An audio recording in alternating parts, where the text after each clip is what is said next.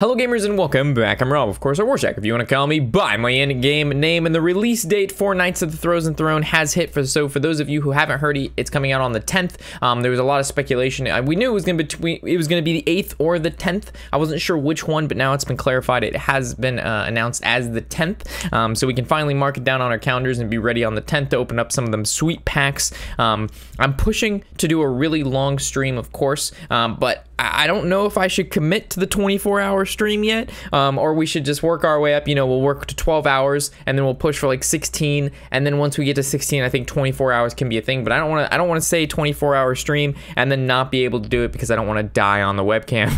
I don't want to die on stream.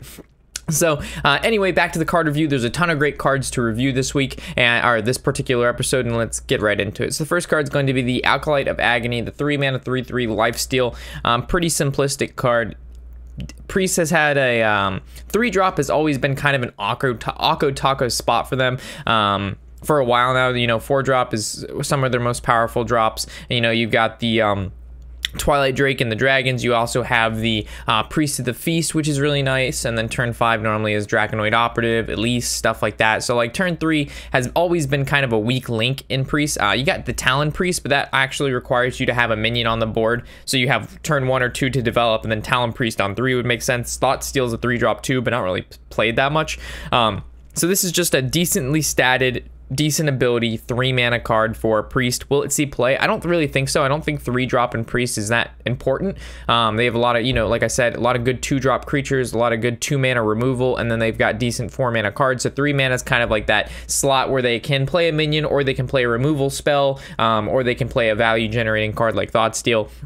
So I don't really think there's a reason that Priest would need a 3-mana 3/3 lifesteal. Priest isn't one of those classes where lifesteal really helps them a ton because they have their passive which heals them. So I really don't think that this card is that impactful in Priest. If this was maybe a different class card and it had the same stats, it might, like if this was maybe a rogue card or something that would benefit more off lifesteal, I think it might be a little bit better. But for Priest, I don't think this is necessarily that great for them.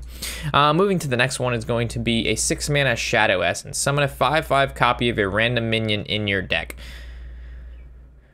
Okay, this kind of flows right with the card we went over before, the 4-mana Discover a card that's died this game. So if you're summoning cards out of your deck that have really powerful abilities, you know, the 8, the 9, the 10-mana cards, that, you know, they have Taunt, they have Death Rattles, they've got Lifesteal, you know, they've got a variety of different abilities that synergize not only with cards that resurrect them from the dead at full stats, but you also have cards like N'Zoth and things of that nature to bring them back even again, right? So you have like multiple resurrections happening.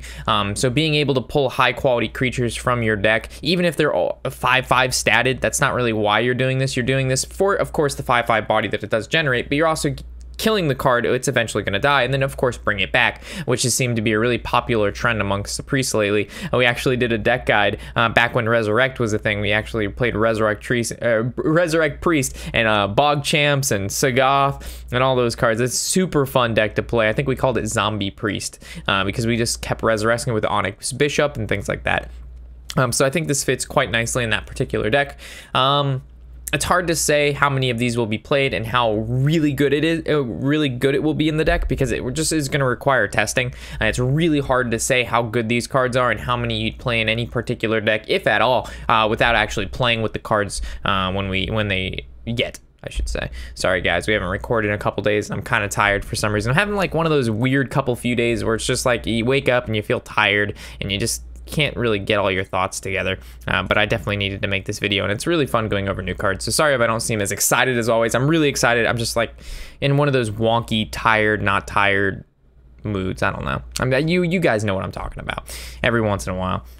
All right, the next one's going to be the Priest Legendary, the 8-mana, 5 armor. Well, the 5 armor is, you know, it's every single legendary, the Death Knight legendary for each class gives the 5 armor, so it kind of gives you a little bit survival, or a little bit more HP, so you can survive longer when you play the card, because they do cost a sizable amount of mana.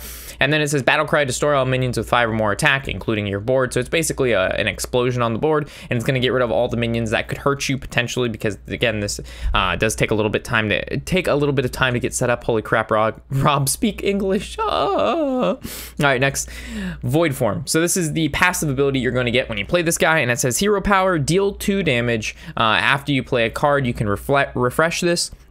So this is going to benefit off your deck, being able to play multiple cards in a single turn, so you can keep void forming. How many times can you void form? I want to say, like, best case scenario, you have like 2 1-drops in your hand, right? So you could pull this off like 3 times, right? You'd use it, 1-drop, use it, 1-drop, use it, and then basically all your mana for the turn. You've dealt 6 damage.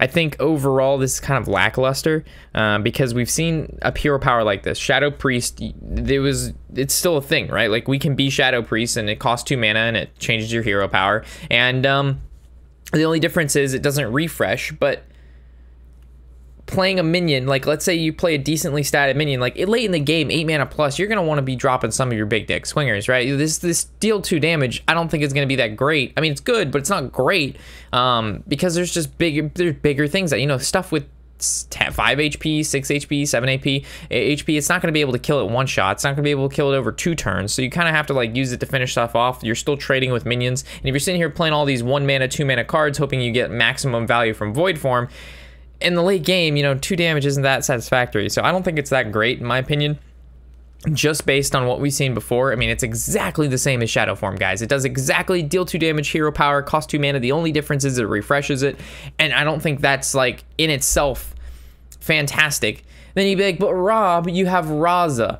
Now we're heading into different territory, right? You're building a specific 1-of deck to use void form, and then when you play a card, it refreshes it and it costs 0 mana, so you can basically play, you know, 2, 3, 4 cards per turn. You get max value from void form, but then you're sacrificing, there's no Rito Jackson anymore, right? So, and not soon, but Kazakis will eventually rotate out as well. So I like the deck without those 2 cards is very not very powerful. And Raza is good with this, but I like running only 1 Dragonfire, only 1 Holy Nova, only 1 Shadow Word Pain, only 1 Shadow Word Death. I mean, that greatly reduces your odds of not only drawing the card, but being able to have the removal when you need it. Plus, when your opponent knows you're only running a 1-of deck, they're going to take full advantage of the fact that when they see the first Dragonfire or the first AoE or whatever you're using to kill something, they know you don't have another one. So you're sacrificing a lot to get this ability that's good sometimes. You know what I mean? You're sacrificing stuff that's mostly always good and giving you an ability that's good in certain situations. Not to say it won't work. It's hard to say these things,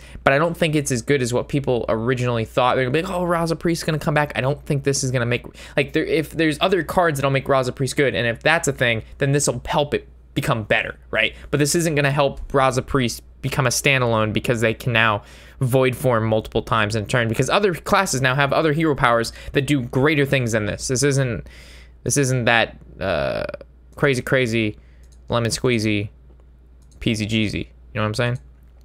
You don't know what I'm saying. All right, the next one's going to be the Blackguard. The 6 mana 3/9 Paladin epic. Whenever your hero is healed, deal that much damage to a random enemy minion. So the video they showed on this card was basically they traded, and they had like the opposing had like a Hellscream out, you know, a Ysera, and then they forbidden healing their face. They healed themselves for, you know, 14, 15, 16, doesn't really matter. Forbidden healing heals for a fuck ton. And they basically did that damage to the single big creature on the board. For 6 mana, a 3/9 is pretty good. And like the attack isn't really that great, but the HP being at 9, I mean, there's not going to be an aggro deck in the world that's going to easily be able to deal with this card. And this is again where I think Crazed Alchemist and Kooky Chemist are going to come in here. And you know, they play this for 6 mana. You spend 2 mana, reverse the stats of this guy, and now your 2 mana card can trade into him because he only has 3 HP. Granted, you're going to take 9 damage, but Paladin's that's not that quick of a class. It's not going to, you taking 9 damage to an aggro deck trying to beat down Paladin or a mid-range deck, it's not that big of a deal. They have no burst. They're not a mage. They're not, you know, a shaman. They're not a rogue. Then they're just Paladin, you know, just a little pally. So I think, you know, cards that reverse the stats and stuff like that might see a little bit more play if they keep printing cards like this. You know, very high HP, low attack, very hard to remove. Unless, you know, you're going to smack a big minion into it over the course of 2 turns, or you just reverse the stats. But overall, I think its ability is pretty interesting. They haven't really done anything like this for the Paladin class before. It's really bad against aggro classes, but good against control because you can line up your healing quite nicely. Granted, it does have to live on the board like a turn, because you drop this on 6, you're not really healing, right? You're gonna heal the next turn, or maybe you'll drop this on, you know, 7, and then you'll lay on hands on 8, so you get to deal 8 damage to something and draw 3 cards. The single target removal, Paladin doesn't really have a ton of it, but they do have single target kind of nullify cards like Aldor Peacekeeper. So they basically take a card and they make it into a wet paper noodle, or wet paper noodle, a wet noodle, or a wet paper bag is what I like to call them, and it puts them on silver hand recruit killing duty. So you turn their, you know, their 8/8 or their 7/7 card into a 1/7, and now it can't really do anything but kill silver hand recruits. So being able to kill it, I don't think is where Paladin's strong suit is. It was always like debuffing a card to a point where it's just neutered, right? And then they dealt with it with this, like a Kodo or something like that, destroy a minion with 1 or 2 or less attack, and then they were able to deal with a card fairly easily. So I really don't see where this guy fits in. Like, I wouldn't play him in my control Paladin because I don't think he's needed. Like, there's just other cards that do not similar stuff, but stuff differently, that costs not only less mana, but it doesn't require multiple cards to do. Like, I like to have a card that's just good most of the time by itself, and when you play it, it can do what it needs to do. It doesn't need other shit, but if you happen to have other shit with it, it just makes it even better, right? But cards that rely on other cards and are really bad by themselves, not to say it's really bad by himself, but definitely this card, if without this ability, you would never play it. Moving to the next one, the 2 mana Desperate Stand. Give a minion Death Rattle, return this to life with 1 HP. So it's basically a redemption on a minion that you want.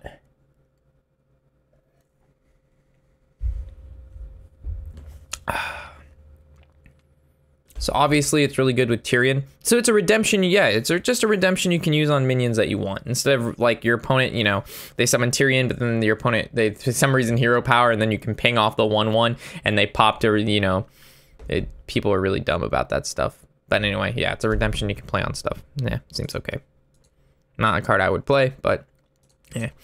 The next one's going to be the Death Knight for Paladin, 9 mana. Hefty cost, 5 armor. We've seen this before. Battlecry, equip a 5/3 not Assbringer lifesteal weapon. I forgot the name of the weapon, but it's basically the same thing as an Assbringer, but instead it has now lifesteal, which is even more annoying. So you have to deal with 2 Tyrion, because you know Tyrion is always going to be played in Paladin, right? Tyrion is not going anywhere until the card gets nerfed, which they're never going to do, or it's going to get rotated out, which I highly doubt they're going to do either.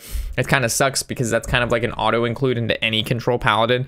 Like, I don't like, I've been over this a million times. I don't like auto include cards into decks over extended periods of time. Like, we're going on 3.5 years, 4 years of Hearthstone, and Tyrion is still like one of the best legendaries in the deck, found in every single control Paladin, and it just gets a little boring over the time.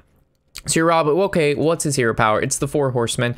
It basically, you summon a 2/2 horseman, and if you have 4 horsemen out, you just automatically win the game. This seems really good. Not only because, if anybody remembers Justicar, it's not the same as Justicar Trueheart, but if we remember how good it was to summon 2 silver hand recruits per turn just on its own, like you could solely win control matchups by summoning 2 silver hand recruits per turn. Like, there's not many decks can deal with that amount of pressure for just 2 mana. You're not using anything, right? So not only are you being able to summon a 2/2 for 2 mana, when you get to 4 of these guys, you win the game, which means I have to kill them. You're not spending any cards, and they are killing them. On top of that, besides winning the game, which is of course very good, there's been a couple things on Reddit about this guy in regards to using the hero power multiple times per turn to create multiple 4 horsemen, and then from there you're able to OTK your opponent. I don't think that's going to be really a thing because it requires a lot, right? Like, you're first of all, this is a card that's going to be sitting in your hand until 9.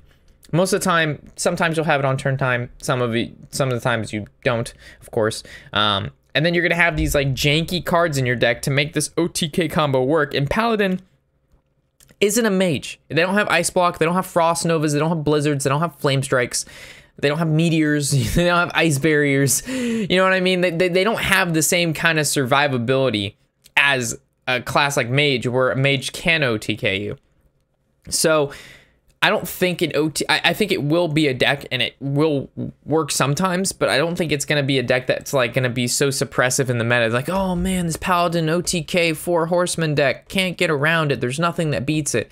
Like, it's not going to be as good as you guys think, but it's still going to be, I think, a pretty cool deck to play just as the 4 horsemen, not the OTK status. Like, Control Paladin is looking real thick nasty right now. Like, real thick, real nasty. And it's going to be a deck I'm going to definitely enjoy playing a lot, as I love me some control decks, and being able to win a game if I summon 4 horsemen, you better believe I'm a saddle up, boys. So with that, moving on to the mage cards, Breath of Sindragosa, the 1 mana, deal 2 damage to a random enemy minion and freeze it. So it's basically a flame cannon that does half the damage and it freezes it for 1 less mana. The freeze effect, again, they're pushing freeze kind of mechanics in this particular Ice Crown. Ice Crown's in a freezy place, very cold, very sad. So freezing, of course, is where they're going. I don't like the fact that it's random. If you could choose where this goes, it'd be really, really, really good. Would it be played over Frostbolt? Probably not. But it would at least compete with Frostbolt, which I think would be cool. I'm trying to think how broken this would be if you could choose the minion that it does this to. Because it's good against aggro and stuff, but I don't know. It's hard to say if it'll see play, because Frostbolt, for 1 mana more, you pick and it does 1 more damage. And but 1 mana slot for mages is kind of really tricky right now. You got Babbling Book, which isn't always played. You got Mana Worm, which, depending on the deck, is played. And then so you'd play this in more of a... You wouldn't play this in a control mage, I don't think. You'd be playing this in a... more of a tempo, fast-paced mage deck. And the fact that it can't go face kind of goes... It only can be used on creatures. I don't know. I think it's okay. I think it's between okay and good. The next one's going to be super cool. The Frozen Clone. The 3 mana secret after you, of course, 3 mana secret for mage. And after your opponent plays a minion, add 2 copies of it to your hand. So it's a duplicate. We're getting back. I'm going to build me some super ultimate value mage again, guys. If you remember that deck and how much fun we had with super ultimate value mage, I'm going to try to my best to bring it back. Cards like this allows me to do that. The ability for my opponent to play a card. So before, like with cards like Mere Entity, they would play something Babbling Book, Jeweled Macaw, something for 1 mana. They get the ability, and I get this shitty 1/1. But now they have to think twice before playing cards like Babbling Book to trigger Mere Entity, because they're just going to give me 2 Babbling Books, which then gives me 2 more cards, which could give me more value. So I like this card a lot. It's definitely going to go in some forms of control mage, for sure. I don't think it's going to be found in a fast-paced mage, because fast-paced mage doesn't really want to generate cards like in the hand from your opponent, because it doesn't actually impact the board state on your side or your opponent's side. That just merely gives you value. So this goes right into control mage, value mage, stuff like that. But will it be found in, you know, the tempo secret mage? Probably not at all. Maybe one of them, just so you can kind of keep the gas rolling, but I highly doubt they would play 2 of these. Moving on to a Shaman, the Defender, the 3 mana 2/8 Overload 3. So as we know, Shaman has always been a class where they give them huge amounts of stats for the low price, but then they attach the overload cost to them. So for 1 more mana, you could get a 7/7, and it costs 2 overload less, or 1 overload less. It also has the same stats as the what was it called? Oh, gosh, it's from Naxxramas. It's right on the top of my head. Death Lord. Hopefully that's right. Hopefully that's right. It was a 3 mana 2/8 Death Rattle.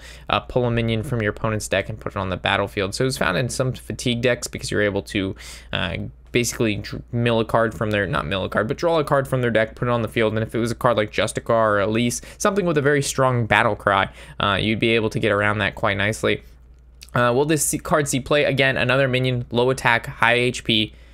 You know, Crazed Alchemist hits this, and all of a sudden they paid 5 mana for a card with 2 HP. I really think Crazed Alchemist and Kooky Chemist are going to have a reason to be in the meta, boys. That's about it. Not too much else on this card. Pretty standard, pretty bland. Moving to the next one, I think this card is exceedingly powerful. I think this is very strong. 5 mana, 4/5 Demon. At the end of your turn, deal 1 damage to all enemy minions. That's huge. That's a free Ravaging Ghoul, free Whirlwind, kind of like Ravaging Ghoul for your opponent's side. And there's the Mage card, the 3 mana 2/2. I think it's called Flame Caller. Deal 1 damage to everything on your opponent's side, and that's statted terribly. It's a 3 mana 2/2. And normally 3 mana cards, 3 mana minions, I should say, are statted like 3/4, 4/3. So dealing 1 damage to everything on your opponent's side is roughly worth a little bit over 1 mana. So you're basically paying that in this guy, and it's already in here, right? It's the 5 mana for 4/5, and as we know, 4 mana creatures, a 4 mana 4/5 is really good, exceedingly good. It's a Chill Wind Yeti, but you're attaching on the deal 1 damage, and it happens every turn. Plus, he's a demon, and it looks pretty fucking cool. So I think this card is very good, and it will be found in every single Warlock deck that plays like demons or control Warlock. There'll be 2 of these guys in there for sure, 2 of these guys. That's something I think I'm pretty confident on. There'll be 2 of these fuckers. There'll be 1 in some decks, but some decks that are more control Warlock-esque, maybe a Handlock-esque, we'll see maybe those out. 2 of these bad boys. Next one's going to be Howl Fiend, the 3 mana 3/6 demon. Whenever this minion takes damage, discard a random card. So obviously, if you're playing a discard Warlock, your opponent's not going to want to discard a whole bunch of shit. It needs to be more discard synergy stuff. Allow you to pick what gets discarded. You know, discard this, shuffle it in your deck, and then there's a card that says, I don't know, every card that was shuffled in your deck, draw. I don't fucking know. This discard mechanic is gonna be, it's either gonna be bonkers one day, like the next expansion or 2 expansions from now, when there's like the most decent discount cards there is, you know. As long as, what is it? The imp, the 1 mana imp that every time you discard a card, you draw a card. As long as that's in here and they print a couple more good discard cards, stuff like this that gets the quest done exceedingly quick. The problem is this doesn't have taunt, but they also have another, I believe it's a 3 or 4 mana card that's like a 3/8 or something, a 3/6, I don't know, a 3/7 that has taunt, and Fellhound, I believe it is, something like that. Lakari Fellhound, I believe it is 3/8 taunt, 4 mana card. Could be wrong, could be right, could be 3 mana, who the fuck knows? The card isn't played. Warlock class is not out yet. I think it's a decent card, and it'll be found in Discard Lock if Discard Lock is ever a thing. But the only class it'll ever be, or the only deck that card will ever be found in, is Discard Lock. Moving to Druid of the Swarm, the 2 mana 1/2, choose 1, transform into a 1/2 with Poisonous or a 1/5 with Taunt. So I guess Fandral would turn this into a 2/7 with Poisonous and Taunt. A taunted Poisonous, stubborn Locust.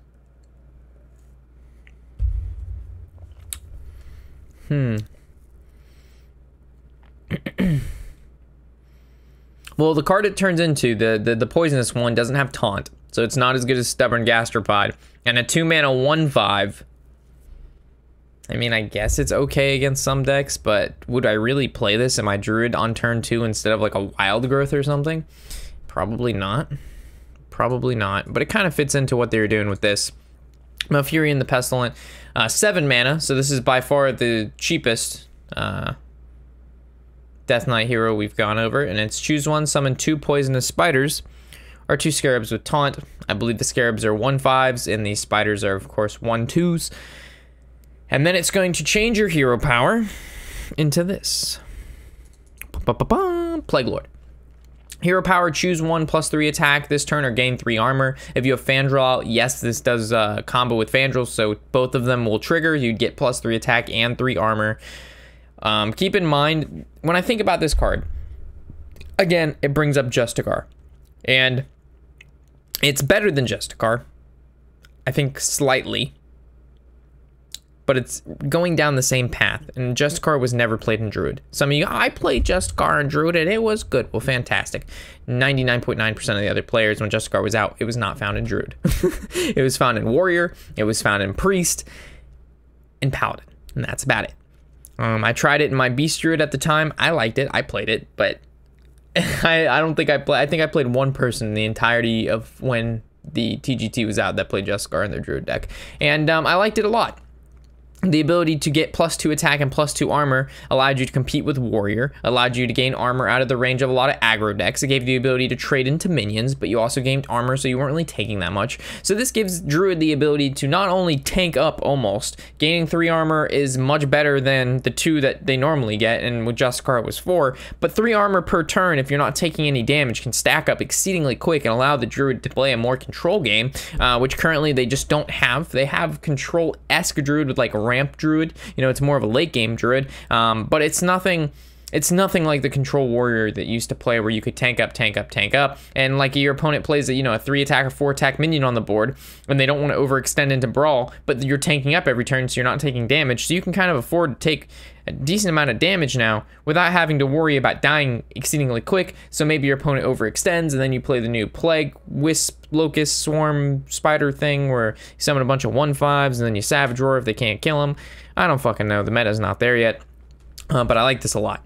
I like changing the hero power into something better that allows a little bit, you can play the deck a little bit differently. Plus the 7 mana cost really isn't, it's expensive, but for a hero power that's going to be one of these two, like you can, it has the ability to go, you know, offense or defense, and that's huge because if it's just all offense and you're trying to play defense, it doesn't work. And if it's all defense and you're trying to win a game, you're never gonna work. But being able to spend 2 mana and pick an attack or armor, I think is huge, and I think this will actually be pretty good in Druid.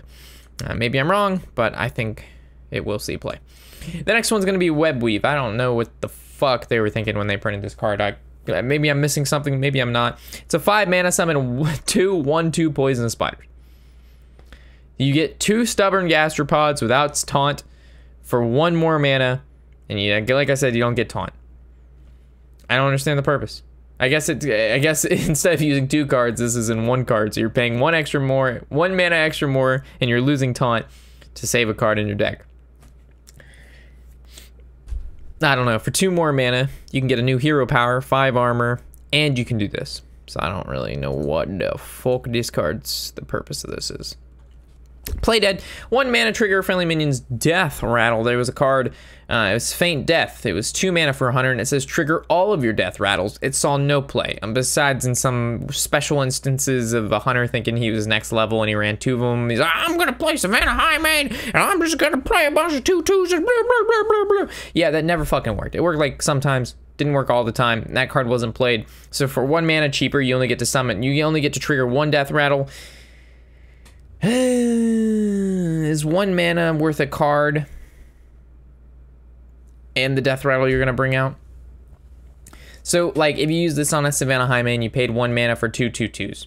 That's pretty good, right? But it requires the Savannah Highmane, which requires it to live. You play it on 6, most of the time it gets CC'd or gets traded into. I think this card is not very good.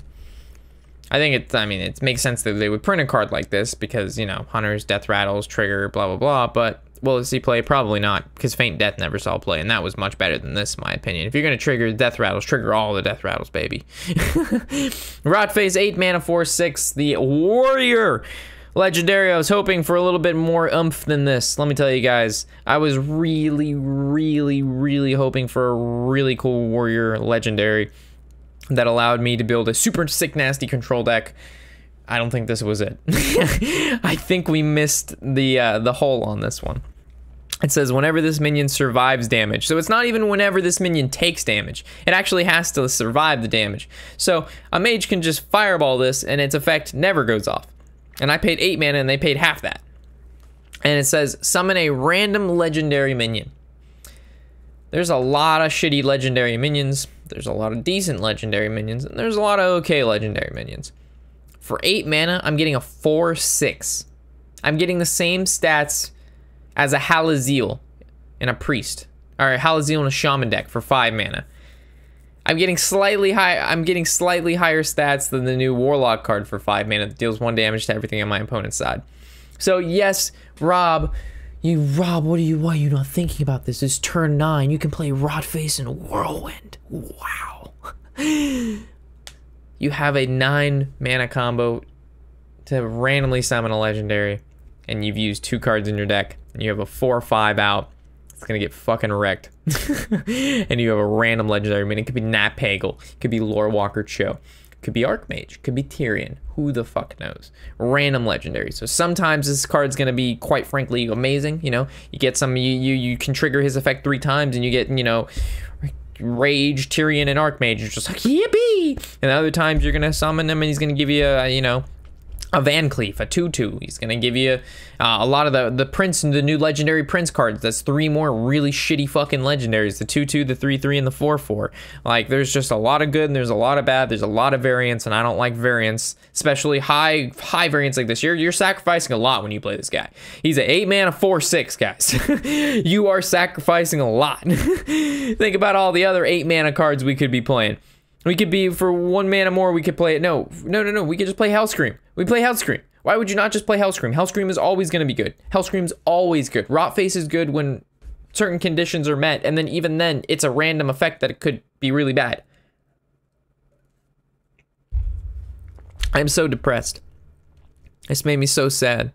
I wanted the war. They were saving it for last too. Like, the Warrior Legendary was like the last kind of, like, they've released so much, and this is just like Warrior Legendary. Oh, what is Rawface? Whoa, what does he do? Oh, he sucks. Oh. Death Speaker, 3 mana 2/4 Battlecry. Give a minion immune this turn, so it wouldn't take any damage. It doesn't die. It allows you to make trades. It's basically Divine Shield, but it's not Divine Shield. No, I take that back. I don't know. And I know I got a lot of shit for not knowing stuff when I'm talking about these cards. A lot of people are like, Rob, you should know, do more research. Well, I'd rather say I don't know than to just make some shit up, to be honest. I'd rather give you guys what I know and I don't know. If I don't know, I'm just going to tell you. When you make a card immune, it reminds me of like Commanding Shout, where you can trade into a minion, but it just can't die, but the card is immune. But also making your hero immune, like if we think about the Mage, when a Mage hero is immune, you can't actually target it. It doesn't take any damage. So whether the minion basically gets a Divine Shield-like thing where it just doesn't take any damage, or it goes into Commanding Shout immune, which it takes damage, but it just doesn't die. Either way, I don't think this card is going to see play, so I wouldn't really worry about it. I wouldn't really care. But again, I don't really know how the immune works, but I don't think it really matters because the card's not that great. All right, moving along. 2 mana 2/1 Battlecry. Give a friendly minion 1/1. It's the Fallen Sun Cleric instead of the Shattered Sun Cleric. This is the Fallen Sun Cleric. So basically, you're getting a 2 mana 3/2, but you get to buff another minion. I think this is just a shitty 2 mana minion that you could get from random effects like Devolve. You know, it just makes Evolve. It makes it better. Devolve makes it a little bit better. If you're devolving your opponent, you know, they bring a 3 mana and then you get a 2 mana 2/1 that sucks for them. Is it going to see play? Probably not. Not really that scared about this card. Not really too much to talk about. Moving along, Happy Ghoul. Happy Ghoul! He looks pretty happy. He's making a snow angel. 3 mana 3/3. Cost 0 if your hero was healed this turn. Wow, very big tempo card for this guy. If your hero was healed, cost 0 mana. That's pretty strong ability. He's just not strong in stats, but of course he can't be strong in stats. If he was like a fucking 5 mana 5/5, you hear you 0 and play him. That's basically a thing from below for Priest. A class that really doesn't have a lot of tempo. So I don't know. I'm trying to think what class, and if more specifically what deck he would be played in. It's hard to say, but it does have he does have a very, very strong ability. So maybe we can fit him in somewhere. But very strong ability. I like it. Our last card. The Rattling Rascal. The 4 mana 2/2. Oh, that's a hefty price to pay. What is your ability? Battlecry. Summon a 5/5 skeleton. Okay. And then Death Rattle. Summon 1 for your opponent. Ooh. So what I see here is Evolve Shaman. We don't want to give this to our opponent, right? We don't want to summon a 5/5 skeleton for our opponent, but we're getting 7/7 stats out of this guy. We play a 4 mana 7/7, but he comes in 2 different bodies, and when they kill us, we get the tempo. So we can silence this, you know? So it can be run in Priest, where we just play this card, it summons the skeleton, we silence this dude, and then, but the problem is we could bring him back with a Resurrect card, so we can't play this in a Resurrect deck. We have to play this in decks solely built around silencing, or, maybe giving them to our opponent. Yes.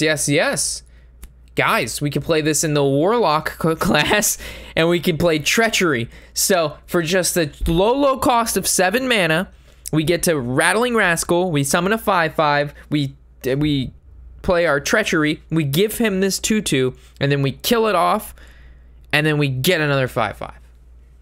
It's as simple as that. It just requires those 2 cards on turn 7. Then we can trade into the 2/2 and we get a bunch of skeletons. It's going to be a great time. He's going to get boned.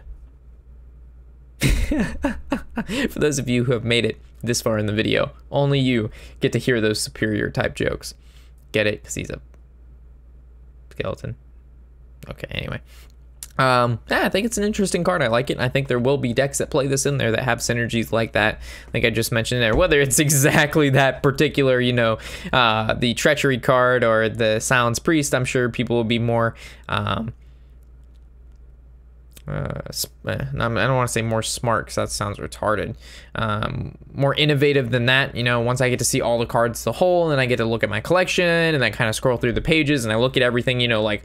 That's where the deck building and the deck testings go, guys. Like, it's hard to just think of this stuff off the top of the head without looking at all the cards as a whole, because when we get all the cards, we just go to the collection, right? And we just start going through all the pages. Oh, that's cool, let's put it in our deck, and then let's see other cards that work well with it, right? And then we can just see all the cards, and we scroll, and then we build this really cool deck, and then we implement, and then if it doesn't work, we take out what doesn't work. So there's like a lot of steps involved into getting these cards to meet their full potential, and it's impossible to do that, again, without playing with the cards, seeing the cards, having them in our collection, and just seeing everything like just there at our pickings, so we can pick out the best, ripest fruit. And by fruit, I mean cards, and by decks, I mean trees and stuff. That's right. So anyway, thank you for watching, guys. Super excited to be playing with these cards, and I'm sure tomorrow when they decide to dump the rest of the fucking cards, I don't know why they do that. One day they just released all of the cards at one time, like not all of them, but they released like fucking 75, 100 cards at one time. They were massive amounts of cards. I don't know. It's gonna be good, but it's gonna be a lot of work. So I'll do my best to get those get those to you guys as quickly as possible. So as always, I'll catch you in the next episode. Thanks for watching, and I'm looking forward to hearing your comments and concerns on what we went over. I'm Robert Warshak, and happy whatever the hell day it is.